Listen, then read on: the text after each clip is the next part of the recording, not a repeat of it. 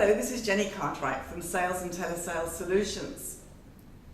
How would it be if you could convert 20% of your leads into sales? Imagine how your sales career could explode. So whenever you send some information out, or whenever you send a quote out, it's absolutely vital that you follow it up.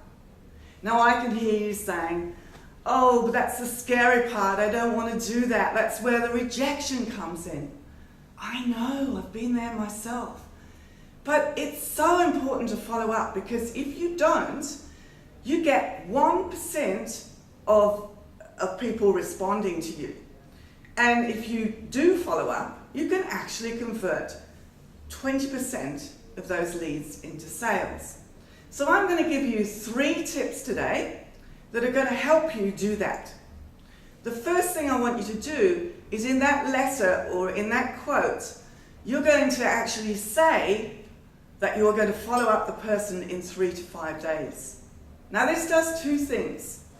It makes the person read the information before you call back, and when you get that awful gatekeeper who won't let you through and they say to you, is he expecting your call? You can legitimately say, yes, he is. So the second thing that I want you to do is to make sure you follow up when you say you're going to follow up. Because if you don't, you lose absolutely all credibility. And the third thing I want you to do is to always remember to start your conversation with an open-ended question, beginning with what, why, where, which, how, who.